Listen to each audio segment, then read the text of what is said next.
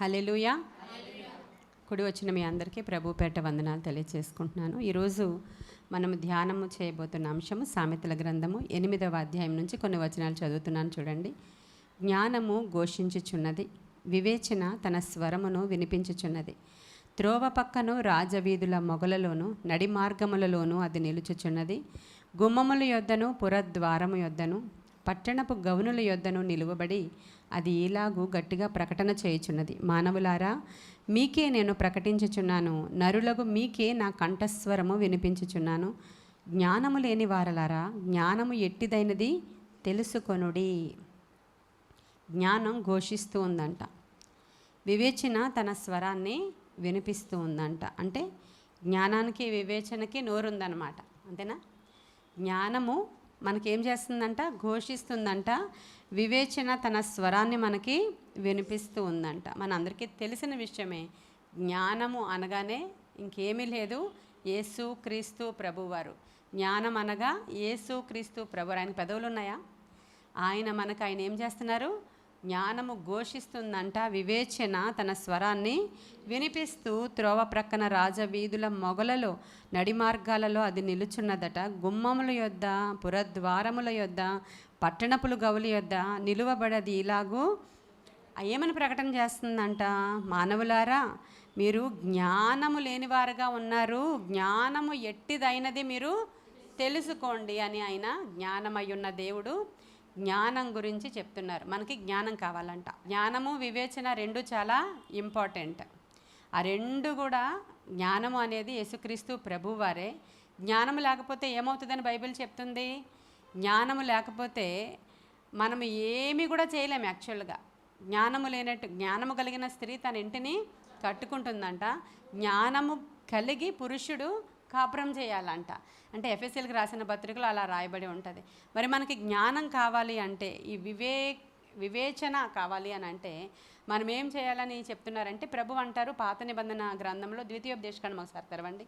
ద్వితీయోపదేశకాండము 4వ అధ్యాయము 6వ వచనము. ఈ కట్టడలన్నిటినీ మీరు గైకొని అనుసరింపవలను, వాటిని గూర్చి విను జనుల దృష్టికి అదే మీకు జ్ఞానం, అదే మీకు వివేకం. ఎలాంటివి? దేవుని కట్టడలు, దేవుని ఆజ్ఞలు ఎప్పుడైతే మీరు అనుసరించి నడుచుకుంటారో, మనల్ని గమనిస్తున్న మనల్ని చూస్తున్న జనులకి అదే జ్ఞానము, అదే వివేకం అంట. వారు చూచి నిశ్చయముగా ఈ గొప్ప జనము జ్ఞాన వివేచనలు గల జనమని చెప్పుకుందరు. ఎలాగనగా మనం ఆయనకు మొర్ర పెట్టినప్పుడల్లా మన దేవుడైన యెహోవా మనకు సమీపముగానున్నట్లు మరి ఏ గొప్ప జనమునకు ఏ దేవుడు సమీపముగానున్నాడు అంటే, ఇక్కడ ఆయన ఏం చెప్తున్నారంటే, మీరు ఎప్పుడైతే నా కట్టడలను ఆజ్ఞలను అనుసరించి మీరు నడుచుకుని వెళుతూ ఉంటారో, ఈ జనము గురించి ప్రజలు ఏమనుకుంటూ ఉంటారంట? వాళ్ళ దేవుడు చాలా గొప్పవాడు కాబట్టే వీళ్ళకి జ్ఞాన వివేచనలు వచ్చాయి, ఈ జనమంతా కూడా జ్ఞాన వివేచనలు గల జనము అని వాళ్ళు చెప్పుకుంటారంట. ఆయనకు మొర్ర పెట్టున్నప్పుడెల్లా దేవుడు మనకి సమీపముగా ఉండి ఆయన ఏం చేస్తాడు? మనకి జ్ఞానాన్ని వివేచనను అనుగ్రహిస్తాడు. అంటే మనకి జ్ఞానము వివేచన జ్ఞానము కావాలంటే ఏం చేయాలి? మనం మొర్ర పెట్టాలి. జ్ఞానం గురించి అడగమంటున్నాడు ఆయన. జ్ఞానము లేని జనులలారా అని పిలుస్తున్నాడు ఆయన. మీకు జ్ఞానం లేదు, అసలు మీకు జ్ఞానం లేదు. కాబట్టి మీకు జ్ఞానం కావాలంటే జ్ఞానము కొరకు నన్ను అడగాలి. అది యాకోబు పత్రికలో ఉంది కదా, 1వ అధ్యాయం 5వ వచనంలో, ఎవరికైనాను జ్ఞానము కోదు. ఇక్కడ అదే చెప్తున్నాడు ఆయన. మీకు జ్ఞానము వివేచన గల జనులు వీళ్ళు అని నా జనుల గురించి ప్రజలందరూ చెప్పుకోవాలి. ఆ రెండు కలిగి మీరు నడుస్తూ ఉన్నప్పుడు మిమ్మల్ని గురించి వాళ్ళు గొప్పగా మాట్లాడుకోవాలి. అంటే దేవుడు, అంటే యెహోవా దేవుడు వాళ్ళ జనులకి ఎంత సమీపంగా ఉన్నాడో ఈ మనుష్యులకి తెలియాలి అంటున్నాడు. దేని ద్వారా మన గురించి తెలియాలి? జ్ఞాన వివేచనలు మనం కలిగి ఉంటే అప్పుడు మన గురించి మన దేవుడు ఎంత అనంత జ్ఞానియో, ఎంత గొప్పవాడో ఈ ప్రజలు మాట్లాడుకుంటారంట మన గురించి. అలా జ్ఞానము కలిగి మనం నడుచుకోవాలని చెప్తున్నారు. ఇప్పుడు మనం సామెతల గ్రంథం ధ్యానం చేస్తున్నాం రోజు. అసలు సామెతల గ్రంథమే జ్ఞానం. మొదటి అధ్యాయంలోనే స్టార్ట్ అయిపోద్ది మీకు. మొదటి అధ్యాయంలో జ్ఞానం గురించి మీరు అడగండి, జ్ఞానం గురించి మీరు మొర్రపెట్టండి.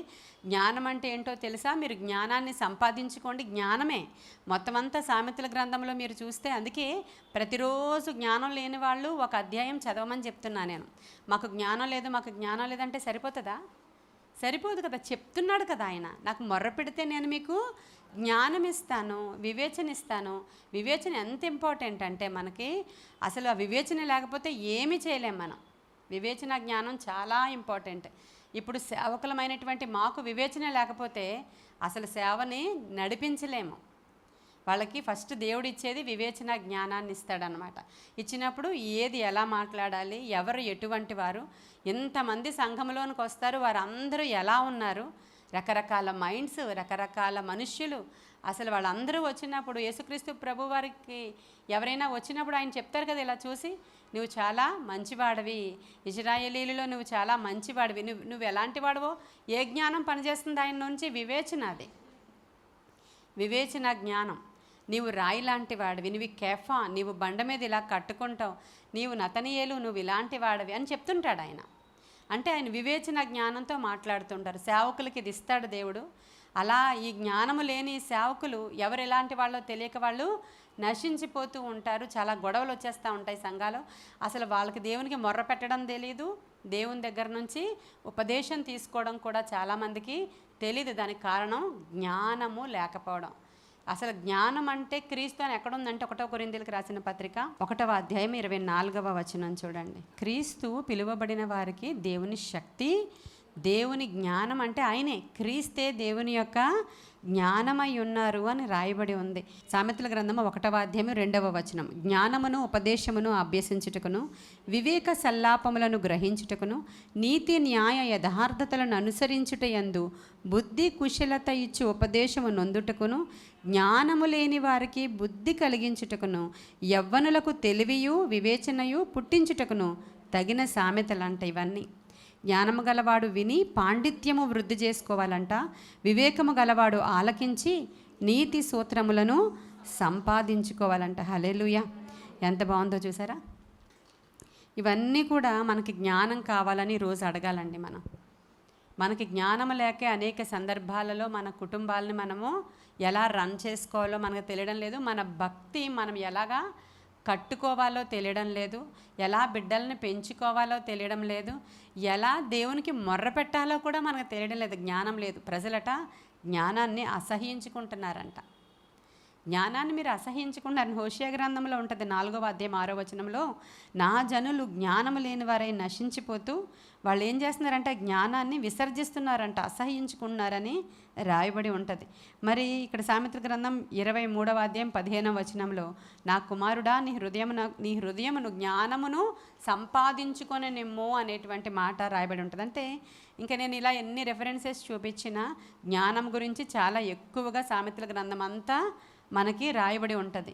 మరి 8వ అధ్యాయంలో ఏంటి మనకి ఇలా జ్ఞానం ఘోషిస్తూ ఉంది.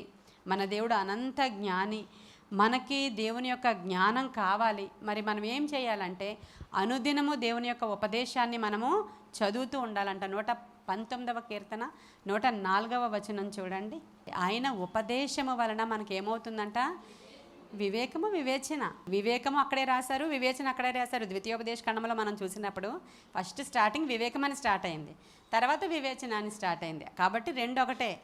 ఇక్కడ కూడా అదే ఉంది. ఇక్కడ ఏమంది? నీ ఉపదేశము వలన వివేకము కలుగుతుంది. మరి వివేకము లేని సుందర స్త్రీ అని అక్కడ రాయబడి ఉంటుంది, జ్ఞానము లేని స్త్రీ అని రాయబడి ఉంటుంది. ఆ పంది ముక్కుకున్న బంగారు కమ్మి వంటిదని ఎవరి గురించి? వివేకము లేని సుందర స్త్రీ అంట. ఎలాంటిదంట? పంది ముక్కుకున్నటువంటి బంగారు కమ్మి వంటిది. ఇప్పుడు ఈ రెండే నేర్చుకోమంటున్నారు ఈరోజు ప్రభువు. జ్ఞానం కావాలి మీకు, వివేకం కావాలి మీకు. ఈ రెండు ఉంటేనే మనం సరైన విధానంలో నడుస్తాము. మరి యెహోవా యందు భయభక్తులు కలిగి ఉండుట జ్ఞానమునకు మూలమంట. మనము భయభక్తులతో వచ్చి అనుదినమైన ఉపదేశాన్ని ఆలకిస్తూ, అంగీకరిస్తూ, ఉపదేశాన్ని చదువుతూ దేవునికి మొర్ర పెడితే, ఇందాక మనం ద్వితీయోపదేశ ఖండంలో చూపించాను కదా, మీరు మొర్ర పెడితే మీరు మొర్ర పెడితేనే మీకు ఈ వివేచన, ఈ జ్ఞానం అనేది అనుగ్రహించబడుతుంది అని లేఖనంలో చాలా క్లియర్గా ఉంది. అంటే మనం సామెతలు ధ్యానం చేస్తున్నాం కాబట్టి నేను మీకు చెప్తున్నాను. ఈ రోజు నుంచి మనము ఏం కావాలి మనకి అని అడిగితే ఏవేవో అడుగుతాం. ఇప్పుడు 40 రోజులు ఇక్కడ సమకూడాము, ఇక్కడ అంతా కూడా జరుగుతున్నాయి ప్రార్థనలు, మనం అందరం వచ్చాము.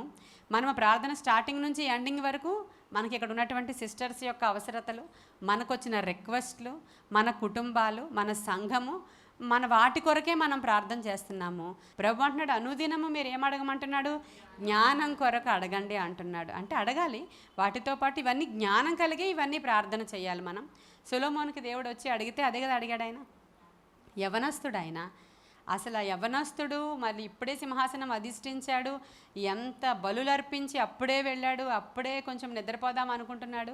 ఈ లోపల దేవుడు వచ్చి అడుగుతున్నాడు, సొలొమోను నీకేం కావాలంటే, నాకు చాలా అందమైనటువంటి కట్టడాలు, రాజ్యము, భవనాలు, భార్యలను అడగలేదు ఆయన. అడగలేదు కానీ ఆయన ఏం అడుగుతున్నాడంటే, నాకు జ్ఞానం కావాలి. హల్లెలూయా. జ్ఞానముతో పాటే ఐశ్వర్యము వచ్చేసిందండి వెనకాల.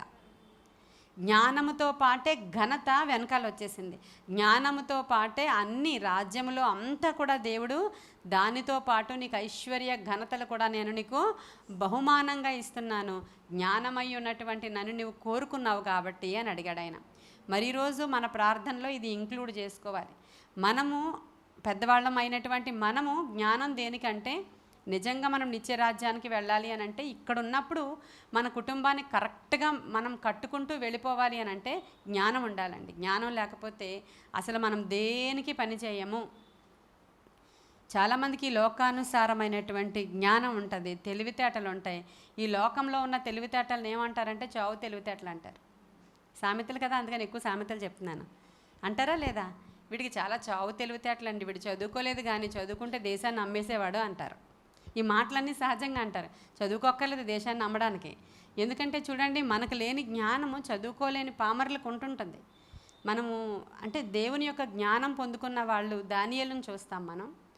అక్కడున్నటువంటి శకునగాండ్ర కంటే, అక్కడున్నటువంటి జ్యోతిష్కుల కంటే, వారందరికంటే సకల శాస్త్ర ప్రావీణ్యులుగా వీళ్ళు ఉన్నారంట. అంత వాళ్ళు చాలా జ్ఞానము కలిగి ఉన్నారని రిపోర్ట్ వస్తుందంట వీళ్ళ గురించి.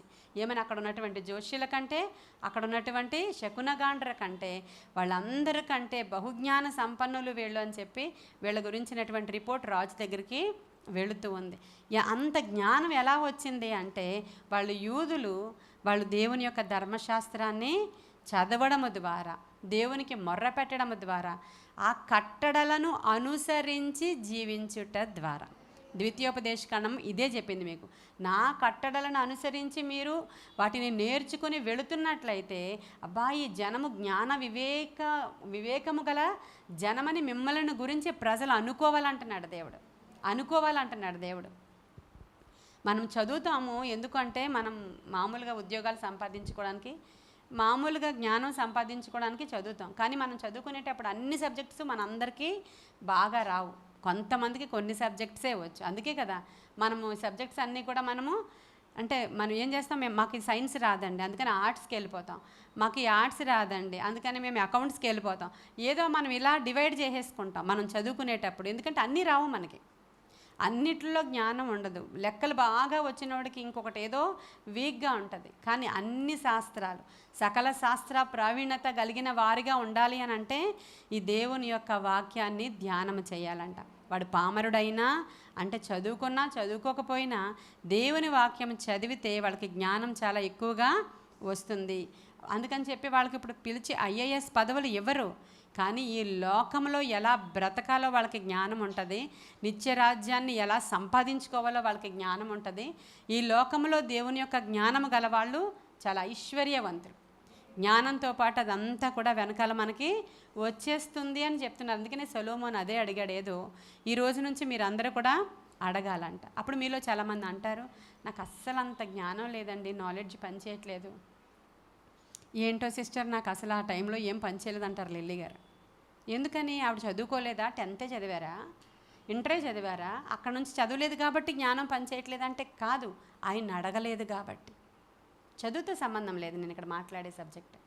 మన చదువుతో సంబంధం లేదు. చాలాసార్లు చదువుతో సంబంధం లేనివి జరుగుతూ ఉంటాయి.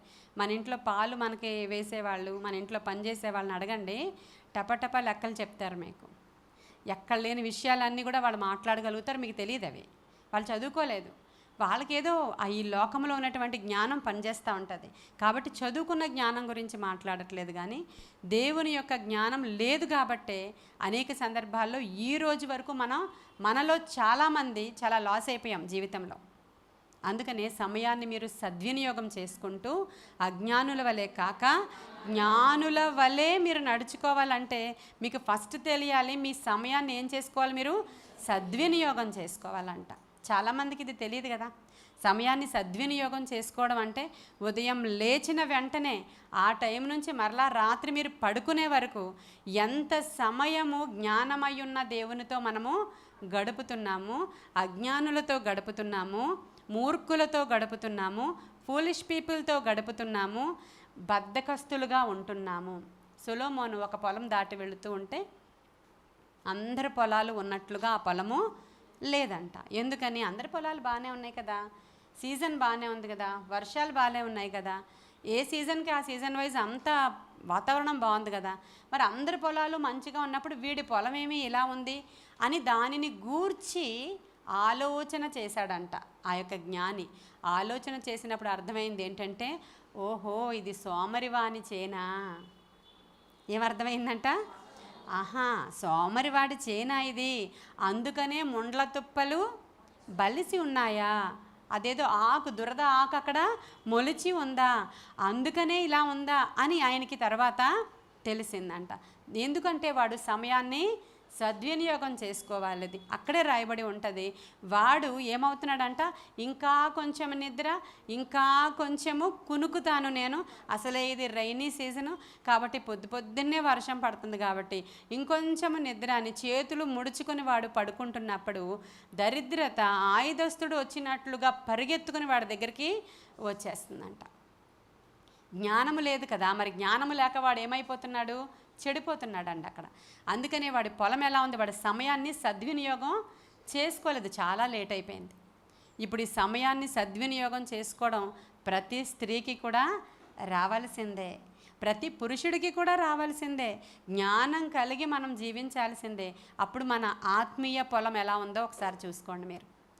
నిజమే, ఫిజికల్గా భౌతికంగా ఎవడైతే బద్ధకస్తుడై ఉన్నాడో, ఇలా పడుకుంటాడో, ఇలా సమయాన్ని సద్వినియోగం చేసుకోలేడు. మీకు ఒక్కటి మీ అందరికీ బాగా తెలిసిందే, మీరు ఎర్లీ మార్నింగే లేచిపోతే చాలా ఎక్కువ పనులు అవుతాయి. అవునా కదా, చెప్పండి నాకు. అందరూ ఒప్పుకుంటారా? ఏమాత్రం మనం ఆ రోజు ముందు రోజు లేట్ అయిపోయిందని 7కి 7:30కి లేవండి, అన్నీ లేట్ అయిపోతాయి. ఎందుకో తెలియదు, ఏ గంట వేరియేషనే కదా. నేను మొన్న లేచినప్పుడు కూర్చుని టీ తాగాను కదా, అప్పుడు బాగానే, అలా కాదు ఏంటో తెలీదు. మీరు ఎర్లీగా ఒక్క గంట ఎర్లీగా లేస్తే మొత్తం పనులన్నీ అయిపోతాయి. నిజమేనా, ఒప్పుకుంటారా? అది ఎంతో టైం ఉన్నట్లు అనిపించేస్తుంది మనకి. అదే కానీ మనం ఆ లేవడంలో ఈ బద్ధకస్తుడు ఆ మంచం మీదే దొరులుతూ ఉంటాడు అంటే, ఇటు నుంచి అటు అటు నుంచి ఇటు, ఇంకా కొంచెం నిద్ర, ఇంకా కొంచెం పడుకొని కొంచెం 5 నిమిషాలు 10 నిమిషాలు అని అడుగుతూ ఉంటుందంట ఆ బద్ధకస్తురాలు. సరే పడుకోనికి, ఇంకేంటి నీకు పనే పాట అని చెప్పి వాళ్ళ అమ్మ వెళ్ళిపోయింది అక్కడి నుంచి. మళ్ళీ ఇంకొంచెం సేపు ముడుచుకుంటే అప్పుడు దరిద్రత ఇంట్లోనికి వచ్చేస్తుంది అని చెప్తున్నవాడు జోష్యుడు కాదు. మీకు దరిద్రత వస్తుందని చెప్తున్నవాడు శకునగాండ్రు కాదు, అది చెప్తున్నవాడు దేవుడండి. కట్టడలను అనుసరించి, ఆజ్ఞలను అనుసరించి నడుచుకోవడం అంటే ఏంటంటే బైబిల్లో ఉన్నటువంటి ప్రతి మాటని ఫాలో అవ్వడం అండి. అయ్యో త్వరగా లేచి మన పనులు చక్కబెట్టుకోవాలి. ఏమున్నాయిలే, మనకు ఉద్యోగాలు లేవు, ఎక్కడికి వెళ్ళాం, మరి మనం ఎప్పుడు లేచినా మనమే కదా వండుకొని తిండం అనుకునేటువంటి రీతిలో అలవాటు అయిపోతుంది చాలామందికి. ఉద్యోగాలు ఉన్నవాళ్ళు ఎర్లీగా లేస్తారు, కాలేజెస్ స్కూల్స్ ఉన్నవాళ్ళు ఎర్లీగా లెగుస్తారు. ఇవి లేని వాళ్ళకి అలవాటు అయిపోతుంది ఈ విధంగా. అప్పుడు వాళ్ళ ఇంట్లో ఖచ్చితంగా దరిద్రత వస్తుందండి. మీకు దేవుని యొక్క వాక్యంలో రాయబడినవి ఏవి కూడా అసలు పొల్లు పోవంట. అందుకని ఇప్పటి వరకు జ్ఞానం పనిచేయలేదయ్యా మాకు, కానీ ఈరోజు మాకు జ్ఞానం మీరు అనుగ్రహించినందుకు వందనాలు. ఎప్పుడు మెలకు వచ్చిందో, మార్నింగ్ తెల్లారిందా అని మీకు ఎప్పుడైతే సెన్స్ వస్తుందో, 6 గంటలకి సెన్స్ వస్తుందా, 5:30కి వస్తుందా, మీకు ప్రేయర్ ఎర్లీ మార్నింగ్ ప్రేయర్ అలవాటు ఉంటే పోనీ ఆ టైంకి మీకు మెలకు వచ్చి లేస్తారా? లేచి కొన్ని రోజులు ప్రార్థన చేసి, చిన్న ప్రార్థన ఆ టైంలో పనులు ఉంటాయి కాబట్టి, క్యారియర్స్ ఉంటాయి కాబట్టి, అది చేసి మీరు లేచి చూడండి, మారుతుందండి ఖచ్చితంగా. సీజన్ మారిపోతుంది మీ ఇంట్లో, సీజన్ మారుతుంది మీ ఇంట్లో. ఉదయం ఎలాగ పోషింపబడతామో మనకు తెలియదు, ఎలా కార్యాలు జరుగుతాయో మనకి తెలియవు. ఇవన్నీ కూడా సూత్రాలు ఈ జ్ఞాని అయిన సొలొమోను ఇక్కడ చెప్తున్నాడు అనమాట. వాడి పొలం ఎందుకు అలా ఉందంటే, వాడు సమయాన్ని సద్వినియోగం చేసుకోలేదు. వాడు బద్ధకస్తుడు కాబట్టి వాడు పొలంలో ఉన్నటువంటి కలుపు మొక్కల్ని వాడు ఏరి తీసివేసుకోలేదండి. వాడు బద్ధకస్తుడు కాబట్టి వాడి యొక్క చుట్టూ ఉన్న ఫెన్సింగ్ పడిపోయింది. పడిపోతే కొంతమంది పని వాళ్ళను పెట్టుకునో లేకపోతే వాడో వచ్చి టైం స్పేర్ చేసి వాడు ఆ ఫెన్సింగ్ని, చుట్టూ ఉన్నటువంటి ఫెన్సింగ్ని బాగు చేసుకోలేదంట. అందుకని ఏది పడితే అది లోపలికి వస్తుందంట, ఏది పడితే అది బయటికి వెళుతుందంట. దానికి ప్రాకారం కట్టుకోలేదంట, గోడలు కట్టుకోలేదంట. పడిపోయినాయి వర్షాలు వచ్చి, వర్షం వచ్చి పడిపోయింది. వీడికేమో తీరిక లేదు.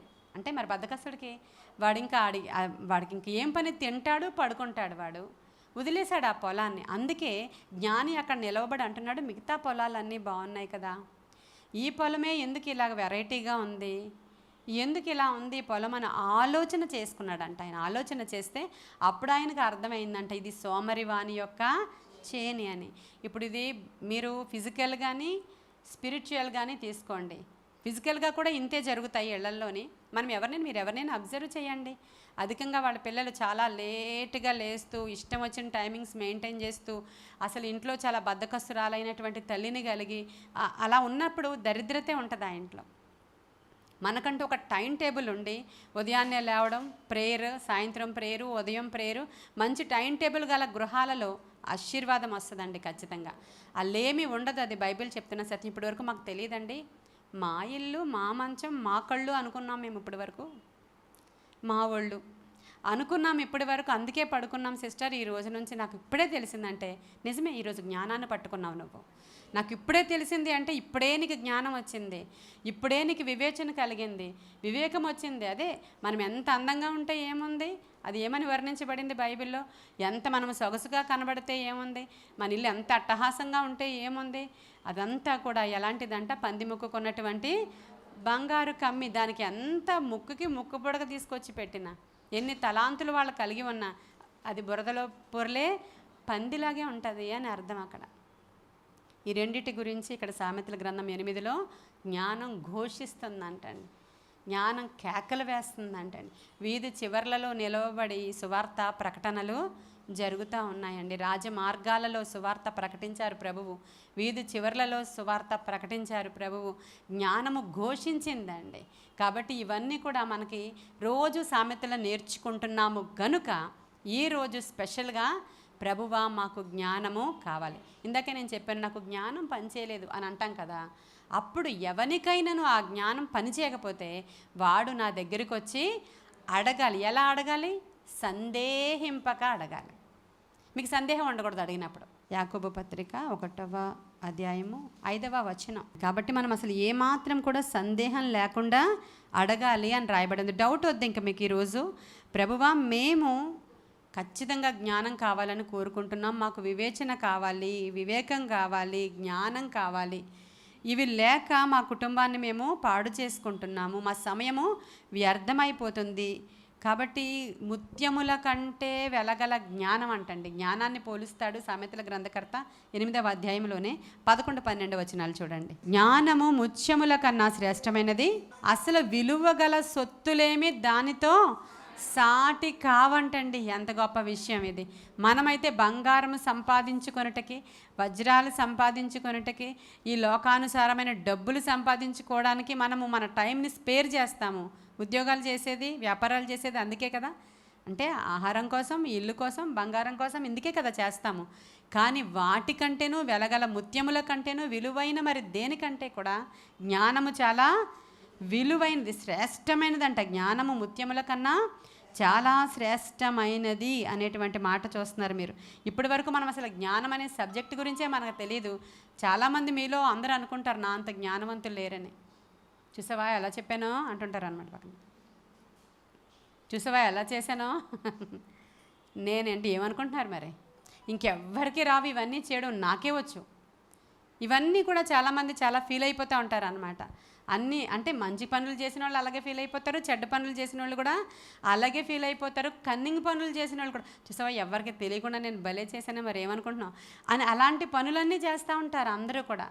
ఇవన్నీ కూడా వెర్రి పనులే మనందరికీ తెలుసు, అంటే బైబిల్ చదువుతున్న వాళ్ళకి తెలుస్తుంది. నిజముగా జ్ఞానము కలిగిన వాడు దేవుని యొక్క ఆజ్ఞలను కట్టడలను అనుసరించి ఆయనకి మొర్ర పెడతామంట, ఉపదేశాన్ని కోరుకుంటామంట, ఉపదేశాన్ని అంగీకరిస్తామంట, సొలొమోనులాగా దేవుని యొక్క జ్ఞానం కొరకు వెతుకుతామంట. ఇంకా వివేకం కలిగినటువంటి స్త్రీల గురించి బైబిల్లో చాలామంది గురించి తెలుసుకోవచ్చు మనం. అందరికంటే ముఖ్యంగా ఈ అబీగయలు మనకు ఎగ్జాంపుల్గా పనికొస్తుంది. అబీగయలు ఇంట్లో మూర్ఖుడైన భర్త ఉన్నాడు, త్రాగుబోతు వాడైన భర్త ఉన్నాడు, తిట్టుబోతు వాడైన భర్త ఉన్నాడు. వాడికి అసలు ఎప్పుడూ సెన్స్ ఉండదు, ఒంటి మీద డబ్బులు ఉన్నాయి కానీ చెప్తే ఏం మాట్లాడతాడో తెలీదు, చెప్తే ఏం తిడతాడో తెలీదు, అవునా కదా. కానీ ఈ స్త్రీ వివేకం లేకుండా నశించిపోలేదు, జ్ఞానం ఉపయోగించిందండి ఆవిడ. జ్ఞానం ఉపయోగించి జ్ఞానయుక్తమైన మాటలు వచ్చి సారీ బ్రదర్, ఇది బ్రదర్, అది బ్రదర్ అని మాట్లాడలేదు, దేవుని మాటలే మాట్లాడింది. దేవుని నామము పేరట అతన్ని దీవించింది, దేవుడు ఏం మాట్లాడుతున్నాడో చెప్పింది. అసలు దేవుని యొక్క ప్రణాళిక ఎలా ఉందో ప్రొఫెసీ చేసింది. దావీదుకి ప్రొఫెసీ చేస్తుంది. అసలు నీ జీవం ఎలా ఉంటుందంటే ఎవ్వరు కూడా ముట్టుకోలేరు, యెహోవా యొద్ద ఉన్నటువంటి జీవపు మూటలో నీ యొక్క జీవం దాచబడి ఉంది అని యజమానుడాని సాగిలపడి అసలు దావీదు ఎట్టివాడో ఆవిడకి జ్ఞానానికి అందాడు, మూర్ఖుడికి అందలేదు. యెషయి కుమారుడు ఎవడు అని అడిగాడు ఆయన. యెషయి కుమారుడు ఎవడు? యజమానుడి దగ్గర నుంచి పారిపోయిన వాడికి నేనేంటి ఫీస్ట్ చేయాలా, నేనేంటి మాంసం పంపించాలి, ఏమైనా జ్ఞానం ఉందా? త్రాగుబోతుడికి ఏముంటుంది మరి? ఏమి జ్ఞానం కూడా త్రాగుబోతుడికి పనిచేయట్లేదు. త్రాగుబోతాడు కదా, తిరుగుబోతాడు కదా, తిట్టుబోతాడు కదా, ఇంకా నేను ఏం చేయాలనుకుంటున్నానో నాకు ఏమందుతుందండి అంటుంటారు చాలామంది స్త్రీలు. నాకు వాడు మైండ్ పనిచేయనివ్వడు, అతని వల్ల నాకు ఇల్లంతా డల్ అయిపోయింది, అతడు నాకు ఇంకా మైండ్ పని చేయకుండా చేస్తున్నాడు కాబట్టే అతని మీదకి నింద వేస్తూ ఉంటారు, పిల్లల మీదకి నింద వేసేస్తూ ఉంటారు, ఇంట్లో సిట్యుయేషన్స్ మీద నింద వేసేస్తూ ఉంటారు. నీకంటూ నీవు ఒక స్త్రీగా దేవుని దగ్గరికి వచ్చి దేవునికి జ్ఞానం అడిగితే జ్ఞాన వివేచనలో ఆయన నీకు ఇచ్చినప్పుడు అబ్బా జ్ఞానము కలిగి ఆ స్త్రీ చూడండి ఎలా కట్టుకుందో ఇంటిని. హల్లెలూయా. జ్ఞానము కలిగి బిడ్డల్ని ఎలా చక్కబెట్టిందో చూడండి, జ్ఞానము కలిగి వేకువనే లేచి ఎలా దేవునికి మొర్ర పెట్టిందో చూడండి, ఆ బిడ్డల జీవితాలని దేవుడు ఎలా కట్టాడో చూడండి అని రేపు పొద్దున్నట ఆ బిడ్డలందరూ లేచి ధన్యురాలు అంటారంట. హల్లెలూయా. గొప్ప కార్యాలు చేసే గొప్ప దేవుడు మనతో ఉన్నాడు. ఈ కొన్ని మాటలు దేవుడు మన వెనుకడిలో దీవించునుగాక. ఆమేన్. ప్రార్థన చేసుకుందాం. మహాపరిశుద్ధుడు అయిన తండ్రి, మహోన్నతుడు అయిన దేవ, నాయనా జ్ఞానం నేర్చుకోవడానికి ఎంతసేపైనా మాకు సమయం సరిపోదయ్యా. జ్ఞానం గురించి మాట్లాడడానికి కూడా మాకు సరిపోదు ప్రభువా, కొన్ని మాటలే ఏవో నాయన. మేము ఇంకొంచెం జ్ఞానము కలిగి నాయన నీ సన్నిధిలో వాడబడాలని ఆశపడుతున్నాం. వినుచున్న వారు అందరూ కూడా మాకు జ్ఞానం కావాలని అడగాలి. అజ్ఞానుల వరే వారి సమయాన్ని వృధా చేసుకుంటున్న వాళ్ళు ఎంతోమంది ఉన్నారు. వాళ్ళు పక్కన వాళ్ళ మీద నిందలు మోపుతూ వాళ్ళ వల్లే వీళ్ళ వల్లే మా జీవితాలు పాడైపోయినాయి అని వంకలు పెడుతున్న వాళ్ళు ఎంతోమంది ఉన్నారు. నాయనా ఏమీ లేకపోయినా, ఏ చదువు లేకపోయినా, నాయనా నా తండ్రి ఆరోగ్యం లేకపోయినా, డబ్బులు లేకపోయినా, అన్నీ ఏ విధమైన సోర్సెస్ లేకపోయినా నిన్ను పట్టుకున్నవారు ఎలా గొప్ప గొప్పవారు అయ్యారో నాయనా అనేక చరిత్రలు మేము ఎరుగుదము ప్రభువా. ఈ దినము నుంచి జ్ఞానమై ఉన్న మా దేవుణ్ణి గట్టిగా పట్టుకుంటున్నాం, జ్ఞానము కొరకు మేము మొర్ర పెడుతున్నాం, మా కుటుంబాలను మేము బాగు చేసుకుంటున్నాం. దేవా నాయనా నీ తట్టు త్రిప్పుకునే సాధనాలు వలె అయా అనేకులను రక్షణ భాగ్యంలోనికి నడిపించే సాధనాల వలె మమ్మల్ని మార్చమని, జ్ఞానము కలిగి ప్రవర్తించే స్త్రీల వలె మమ్మల్ని ఉంచమని నీ కృపగల ఉపదేశానికై నీకు వందనాలు తెలియచేసుకుంటూ యేసయ్య శ్రేష్ఠ నామములో అడుగుచున్నాము తండ్రి. God bless you.